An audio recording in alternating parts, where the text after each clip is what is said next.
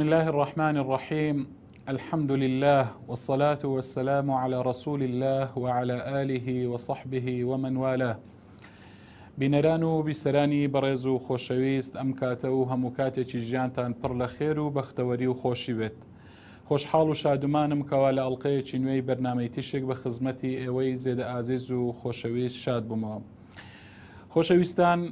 لە چەند ئەڵلقەیەکی ڕابردوو زنجیرەیەکمان دەست پێ کردووە کە چۆن بتوانین ئێمە کێشە و گرفتەکانی ڕۆڵەکانمان بە خۆمان چارەسەر بکەین. ئەمڕۆ خۆشەویستان باس لەوە دەکەین کە لە ئەڵلقەی ڕابردووش تۆزێکمان باس کرد، پێویستە کە ئێمە خۆمان چارەسەر بکەین کە پێش ئەوەی کە ڕۆڵەکانمان واتە گرفتەکانی خۆمان پێویستە پێشەچی چارەسەر بکەین پێش ئەوەی کە دەست بە چارەسەرکردنی کێشە و گرفتی ڕۆڵەکانمان بکەین. لە ئەڵلقەی ئەمڕۆدا خۆشەویستان باس لە جۆرەکانی کەسایەتی و کاریگەریەکانی کەسایەتی دەکەم لەسەر ڕۆڵەکانمان. خۆشەویستان، کەسایەتی دایکان و باوکان بەڕاستی کاریگەریەکی زۆری هەیە لەسەر کەسایەتی ڕۆڵەکان، لەسەر کەسایەتی منداڵ و جگەرگۆشەکانمان. جا چ کەسایەتی هاوسەنگ بن یان کەسایەتی ناهاوسەنگ و شڵەژاو بن. چونکە خۆشەویستان، ڕۆڵەکانی ئێمە کەسایەتی وەکو دەڵێن لە ڕێی ویراثەوە لە باوکانیان وەردەگرن. جا چ لە ڕێی جینات و کرۆمۆسۆمەوە بیتن کەسایەتی لەوان وەربگرن، لە ڕێی وەکو دەڵێن یاساکانی ویراثی، یاخود ینی چۆن دەبینی کە هەندێشتی لە دەبینی ڕۆڵەکان هەندێشتیان لە دایک و باویانە چیت، بە هەمان شێوە ڕۆڵەکان سلوکیات و ڕەوشت و ئەخلاق خۆشەویستان لە میانەی یاسای وەکو دەڵێن گەشە سندن و گەشەکردنی کۆمەڵایەتی و پەروەردەی دەرونی و خولوقی و ئەخلاقی و ڕەوشتی لەو ڕێگەوە لە ڕێی ئەو یاسایەوە بە هەمان شێوەکو گوتم سلوکیات و ڕەفتار و ئەخلاق لە دایک و باوچیانەوە وەردەگرن. جارێکی دیکە دووبارەی دەکەمەوە، یعنی ئەگەر ڕۆڵەکان کەسایەتی باوچیان لە ڕێگای جینات و کرۆمۆسۆمەوە وەربگرن لە ڕێگای قانونی ویراسە، ئەوە ئەخلاق و ڕەوشتیش لە ڕێگای پەروەردەکردن و گەشەکردنی کۆمەڵایەتی و پەروەردەی دەرونی و ئەخلاقی لە دایک و باوچیانەوە وەردەگرن. بۆیە خۆشەویستان، دەبینی زۆرێک لە عائیلە هەیە، زۆر لە خێزان هەیە کە دەبینی بە سیفات و هەندێک ئاکاری تایبەتمەند ناسراون، واتە ڕۆڵەکانیان دەبینی ئەو سیفاتانیان بۆ ماوەتەوە، ئەو سیفاتانە دەبینی بەردەوامن لە نەوەکانی داهاتوشدا بە بەردەوامی لەو خێزانە و لەو عائیلەیە. بۆیە دەبینی هەندێک خێزان هەیە ناوبانجیان دەرکردووە کە عەسەبین، تووڕەن، یعنی بۆیان ماوەتەوە لە باب و باپیرانیانەوە. هەندێک عائیلە دەبینی، هەندێک خێزان دەبینی ناوبانجیان بەوە دەرکردووە کە عائیلەیەکی زیرەکن، لێهاتوون لە دایک و باوچیانەوە، بۆیان ماوەتەوە و پێیان گەیشتووە. هەندێک عائیلە و خێزان دەبینی بەوە ناوبانجیان دەرکردووە کە مولتەزمن، پابەندن بە دینەوە، عائیلەی زۆر دیندار و مولتەزمن، لە دایک و باوچیانەوە لە باپیرانیانەوە هاتووە تا ئێرە. هەندێک عائیلە و خێزان ناوبانجیان بە تەکەببور و خۆبەزلزانینەوە دەرکردووە. هەندێکی دیکە بە عائیلە و خێزانی کامڵ و تەواو. هەندێک خێزان بە خێزانی خۆسەپێنەر و خۆزاڵکەر. ینی هەندێ عائیلە دەبینی بەوە ناوبانجی دەرکردووە کە زۆر سەخی و وەکو دەڵێن سەخی تەبیعەتن، زۆر دەستکراون. هەندێک عائیلەی تر بە پێچەوانەوە بە ڕەزیلی و بە بەخیلی ناوبانجان دەرکردووە. بۆیە خۆشەویستان، لەوەش گەورەتر هەندێک جاران ئەوەی کە پێی دەگۆترێتن تابعی قەومیەت، نەتەوایەتی، یاخود بڵێن نەتەوەپەرستی بۆ کەسایەتی، بۆیە دەبینی هەندێ دەوڵەت، هەندێ نەتەوە دەبینی بە پارێزگار، بە محافظکار ناویان دەرکردووە و هەندێکی تر نەخێر بە وەکو دەڵێن شلتر و نەرمتر ناوبانجیان دەرکردووە. بۆیە یعنی کەسایەتی خۆشەویستان کۆمەڵێک بریتە لە کۆمەڵێک تایبەتمەندی دەرونی و تایبەتمەندی عەقڵی و هەروەها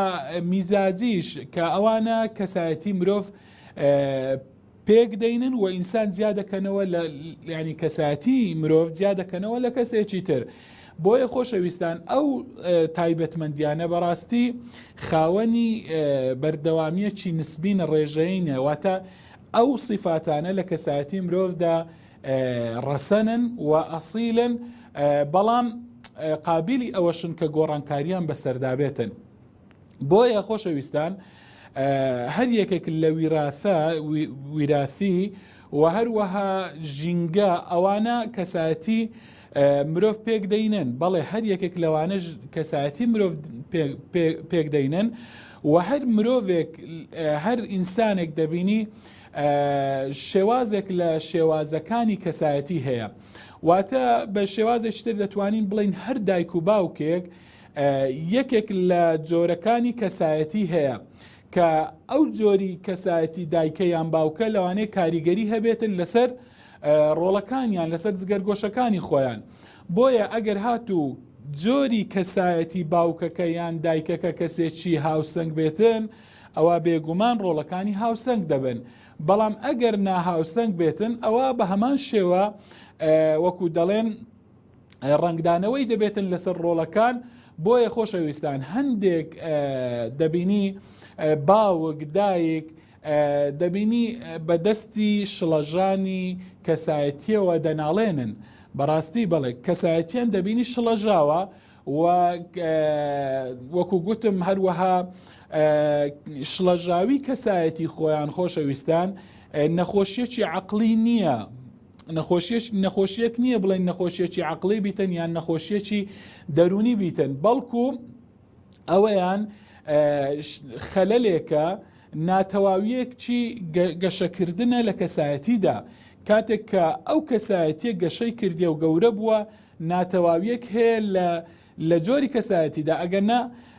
وەکو گوتم شڵەژانی کەسایەتی نەخۆشی نییە، نە لە ڕووی عەقلیەوە نە لە ڕووی دەرونیەوە، بەڵکو خەلەلەکە لە گەشەکردنیەوە بووە کە ئەوەیان لە ئەنجامی ئەوە هەندێک ڕەفتار دەکاتن ئەو کەسە کە ئەو ڕەفتارە ڕەفتاری نەخۆشن و کاریگەری دەبێتن لەسەر دەوروبەرەکەی خۆی و دەوروبەری خۆی پێ ناڕەحەت دەکاتن و دەوروبەرەکەی وەکو دەڵێن ژیانیان لێتاڵ دەکاتن. خۆشەویستان ئێستا بۆتان ڕوون دەکەمەوە بۆ ئەوێ بەڕێز و خۆشەویست جۆرەکانی کەسایەتی ناهاوسەنگ، ئەوانەی کە ناهاوسەنگن کەسایەتیان و کاریگەریان لەسەر ڕۆڵەکان لەسەر جگەرگۆشەکان هەیە. خۆشەویستان هەندێک جۆری کەسایەتی نەخۆش هەیە کە بەڕاستی کاریگەری زۆرە لەسەر ڕۆڵەکان، وەکو بۆ نمونە کەسایەتی نێرگسیمان هەیە، کەسایەتی هێستریمان هەیە، هێستریا، و هەروەها کەسایەتی سیکۆباتی یا خود کەسایەتی پارانوی، ئەوانە کەسایەتین و هەندێک جۆری کەسایەتیمان هەیە کە کاریگەریان هەندی ئەوانە نییە لەسەر ڕۆڵەکان. بۆ نمونە کەسایەتی ئیعتیمادی، ئەوەی کە پشت تەنها بە خۆی دەبەستێتن یا ببورن پشت بە کەسانی دیکە دەبەستێتن، یاخود کەسایەتی وەسواس، ئەوەی کە وەسوەسەی هەیە زۆر، یان کەسایەتی ئیکتیئابی، ئەوەی کە هەمیشە خەمۆکە و کەسایەتێکی خەمۆکاوی هەیە. خۆشەویستان ئەگەر یەکێک لە دایکان و باوکان ئەو جۆرێک لەو جۆرە کەسایەتیانی هەبێتن، بەڕاستی پێویستە خۆی چارەسەر بکاتن پێش ئەوەی ڕۆڵەکانی خۆی چارەسەر بکات، پێش ئەوەی کە گرفتی ڕۆڵەکانی خۆی چارەسەر بکات، چونکە ژیان لەگەڵ ئەو جۆرە کەسایەتیانە کاریگەری خراپ، کاریگەری سلبی دەبیتن لەسەر ڕۆڵەکان. خۆشەویستان جۆری یەکەم لە کەسایەتیەکان کە باسمان کرد جۆری کەسایەتی نێرگسی بوو. کەسایەتی نێرگسی سیفاتەکانی چۆن بیناسین؟ کەسایەتی نێرگسی تایبەتمەندیەکانی ئەوانن کەسێکی مەغرور و لە خۆبایی و ئەنانیە، تەنها خۆی دەبێتن، کەسێکە تەنها لە دەوری خۆیدا دەخولێتەوە، کەسێکی خۆ بە زلزانە، کەسێکە یعنی خۆی بە گەورە دەزانێتن و زۆر مبالەغە دەکاتن، زیادەڕەوی دەکاتن لە جلوبەرجیدا و خۆی نمایش دەکاتن لە جلوبەرگ و هەروەها لە قسەکردندا دەیەوێتن خۆی پیشانی خەڵکدات و خۆی نمایش بکاتن، هەروەها زۆر دەربارەی خودی خۆی قسە دەکاتن و دەربارەی کەسانی بەرامبەر دائیمەن لە شان و باڵیان کەم دەکاتەوە، هەوڵ دەداتن کەسانی بەرامبەر بە کەم پیشان بدرێن و لە ڕۆی سۆزداری و عاتیفەوە کەسێکی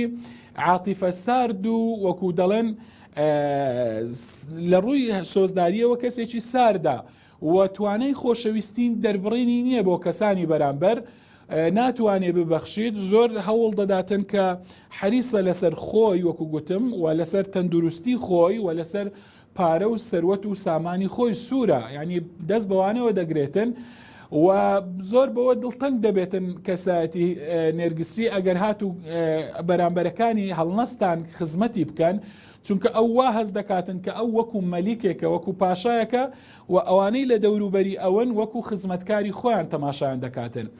ئەم جۆرە کەسایەتی نێرگسی خۆشەویستان ئەگەر هات و خوا نەخواستە دایکێک باوکێک ئەم جۆرە صفاتانەی هەبن و کەسایەتیەکەی لەو جۆرە بێتن، کاریگەری ئەم جۆرە کەسایەتیە چیە لەسەر ڕۆڵەکان؟ بێگومان خۆشەویستان ئەگەر هات و جگەرگۆشەکان دایک و باوچیان لەم جۆرە کەسایەتیە بوون، هەست بە گەرمی سۆزداری ناکەن، واتە هەست بە خۆشەویستی ناکەن لەلایەن دایک و باوچیانەوە، هەست بەوە ناکەن کە حەنان و سۆزداریان پێ بدرێتن لە لای دایک و باوچیان، چونکە کەسایەتی نێرگسی خۆشەویستان زیاتر گرنگی بە خۆی دەداتن نەوە گرنگی بە ڕۆڵەکانی بداواتە ئەو کەسایەتیە ئیتیمام بە منداڵەکانی خۆی ناداتن، واتە کەسایەتی دایک و باوک ئەگەر لەو جۆرە بێتن زیاتر نزیکە لە کەسایەتی منداڵەوە، یعنی کەمتر وە ئەو جۆرە کەسایەتیە لە کەسێکی پێگەیشتو نزیک بین، نەگەیشتوتە کەسێکی ڕاشد و پێگەیشتو، بەڵکو زیاتر کەسایەتیەکەی لە کەسایەتی منداڵەوە نزیکە. بۆیە خۆشەویستان لەو حاڵەتەدا شڵەژان ڕوودەداتن لە نێوان پەیوەندی منداڵ و پەیوەندی دایک و باوچی، چونکە لەو حاڵەتەدا پەیوەندیەکە وا لێ دێت کە ئەنەما منداڵێک پەیوەندی لەگەڵ منداڵێکدا هەیە. بۆیە ئەگەر هاتوو پەیوەندی منداڵێک لەگەڵ منداڵێک بێگومان منداڵ بۆ منداڵ هەست و سۆز و عاتیفە و حب و خۆشەویستی بە یەکتری نابەخشێ. بۆیە طبیعەت و سروشتی پەیوەندی پەروەردەی تێر و تەسەل ئەوەیە لە نێوان باوکێکی ڕاشید و پێگەیشتو لەگەڵ منداڵ ئەوەیە کە منداڵ هەست بە خۆشەویستی بکاتن، خۆشەویستی پێ بدرێتن و لێرەدا ئەگەر دایک و باوک لەو جۆرە بوون منداڵ هەست بە کەمی دەکەن، چونکە ئەو باوکە دائیمەن خۆی بە وەکو دەڵێن کەسێکی زاڵ و مەغرور و کەسێکی متەکەبیر و خۆ بە زلزاندانی، منداڵەکە هەست بە کەمی دەکا بە نەقسەکە، یاخود هەندێک جاران لەوانەیە هەمان صفات لە باوکی وەربگرێتەوە ئەویش تووشی غڕور بێتن، واتە دوو حاڵەتە، یان خۆی بە زۆر بە کەم دەزانی یانیش وەکو ئەو تووشی غڕور و لە خۆبایی بوون دەبێتن، هەمان صفات لە باوکی وەردەگرێتەوە و تەقلید و چاو لە باوکی دەکاتن، ئەویش تەنها خۆی دەبێتن کەسێکی خۆپەرست و خۆ بە زلزان دەبێتن و ئەویش تەنها لە دەوری خۆیدا دەخولێتەوە. ئەوە کەسایەتی نێرگسی. ئەی باشە ئەگەر دایک و باوک خوا نەخواستە کەسایەتی دووەم ئەوەی کە باسی دەکەین لە کەسایەتی هیستری بوو. کەسایەتی هیستری خۆشەویستان ئەو جۆرە کەسەیە صفاتەکانی بەو شێوازەینا، کەسێکە حەز بە خۆنمایشکردن دەکاتن، ئەو صفاتە لە صفاتی نێرگسیەکەشدا هەبوو، حەز بە خۆنمایش دەکا، کەسێکە خۆپەرستە،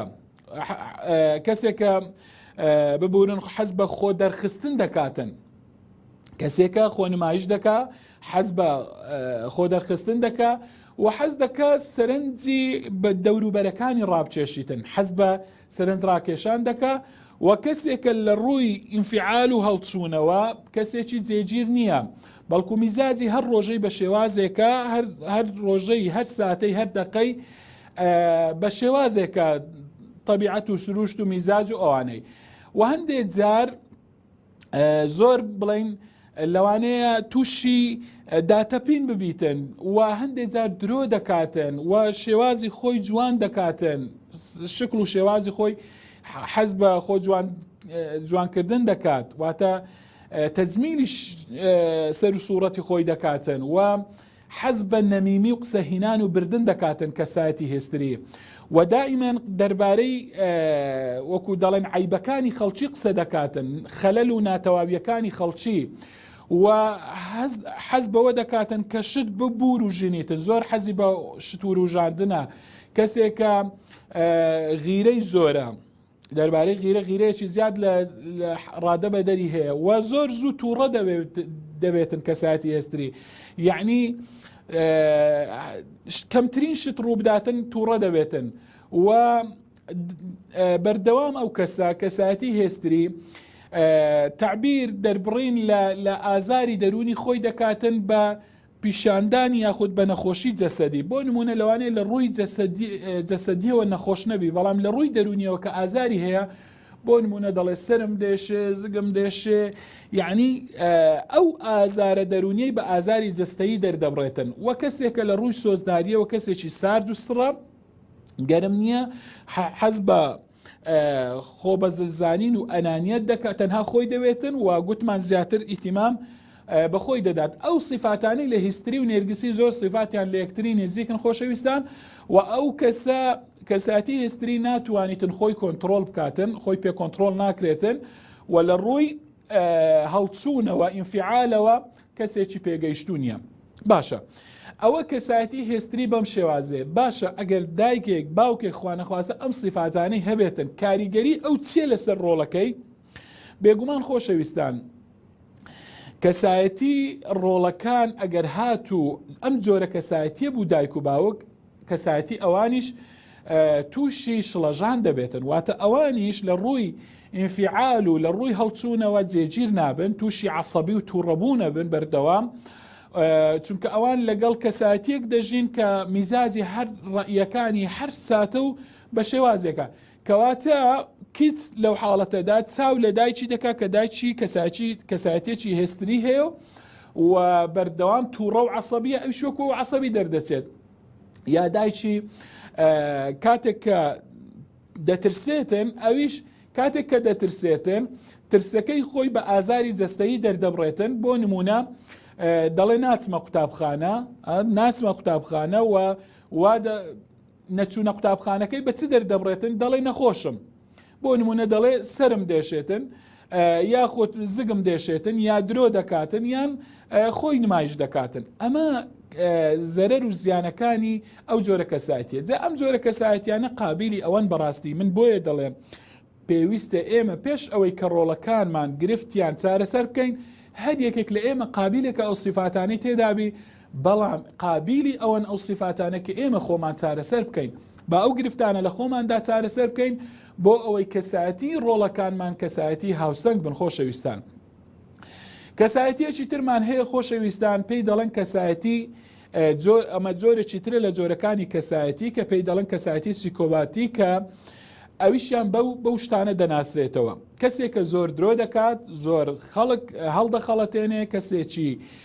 فێڵبازە سەر لێ شێواندنی خەڵک پیشەیەتی و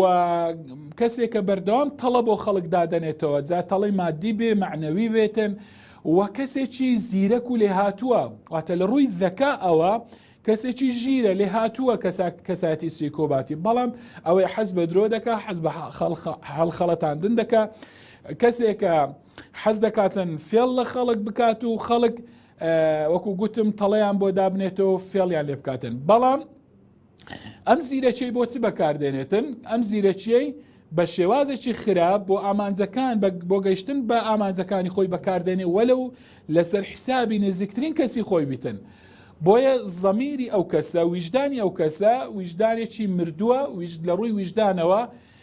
زۆر ویژدانی لاوازە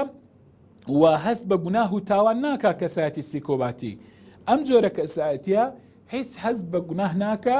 و ویژدانێکی مردووی هەیە و کەسایەتیەکە ئەم جۆرە کەسایەتیانە زۆر قسە شیرینە وتەی شیرینە قسەکانی گفتار و گفتاری زۆر کەسێکی قسە خۆشە خەڵک بە قسەکانی هەڵدەخەڵەتێتن و زۆر جوان دەزانێتن چۆن گرنگی بەخۆی بداتن و کەسێک کە بەڕاستی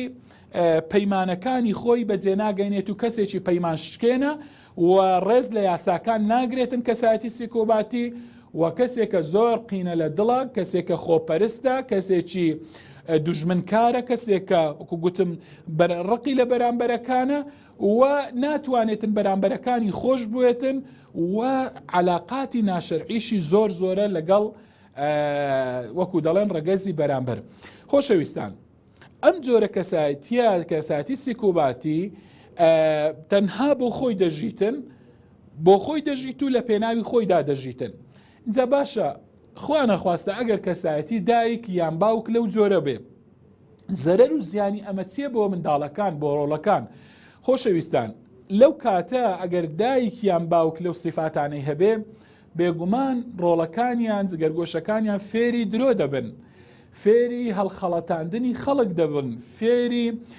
وەکو دەڵێن قۆڵبڕینیان دەبن، فێری ئەوە دەبن کە فێڵ و تەڵەکە و سەر لێ شێواندنی خەڵک دەبن. ئەمانە هەمویان لە دایک و باوچیانە وەردەگرن بۆ ئەوەی بگەن بەو شتەی کە ئەوان دەیانێت، واتە لە پێناو ئامانجی خۆیان ئەوانیش هەموو ئەو شتانە بەکاردەینن. منداڵەکان دینداریان لاواز دەبێتن، چونکە کەسی دیندار ئەم جۆرە سیفاتانەی نییە. سیفاتەکانی کەسایەتی سیکۆباتی لە کەسی دیندارەوە زۆر دوورن. کەسایەتی دیندار ئەم جۆرە سیفاتانەی نییە و کەسێکە وەکو گوتم ویژدانێکی مردوو لاوازی هەیە، ویژدانی نییە و منداڵەکانیش ئاوا پەروەردە دەبن، ویژدانیان نابێتن. بۆیە چونکە بەرامبەر ئەوەی کە دایک و باوچیان ویژدانیان نەبوو، ئەوانیش بەرامبەری ئەوە ویژدانیان نابێتن و پاش ئەوە بێگومان دوژمنکاری ئەوانە بۆ کۆمەڵگاش زیاتر دەبێتن. بێگومان ئەگەر بەرامبەر دایک و باوک ویژدانیان نەبوو، منداڵەکان فێر بوون، ئەوانیش بە هەمان شێوە دوژمنکاریان دەبێت بۆ کۆمەڵگا. پاشان وەکو دەڵێن ئەمانە یاخی دەبن لە دایک و باوچیان، پاشان لە ڕووی ئەخلاقیەوە تووشی لادان و ئینحرافات دەبن و پاشان حەز بە جەریمەکردن و حەز بە تاوانکردن دەکەن و دەبنە کەسانی مافیا و کەسانێک کە تاوانی گەورە دەکەن. خوای گەورە پەنامان بداتن و منداڵەکانمان جگەرگۆشەکانمان لەو تاوان و لەو سیفات و لەو خراپەکاریانە بە دوور بگرێتن، کەسانی هاوسەنجیان لێ دەربچێتن. خوای گەورە ئێمەش و ئەوانیش ئیسلاح بکاتن، هیدایەتمان بداتن، ڕاجیراومان کاتن لەسەر ڕاستە شەقامی خۆی. خۆشەویستان، لێرەدا کاتی بەرنامەی ئەمڕۆمان کۆتایی هات تا ئەڵقەیەکی تر و ڕۆژێکی تر لە ڕۆژەکانی ژیان. تا ئەو کاتە بەخوای گەورەتان دەسپێرم، خواتان لەگەڵ لای ئێوەمان خۆش، ماڵتان ئاوا. والسلام عليكم ورحمة الله وبركاته.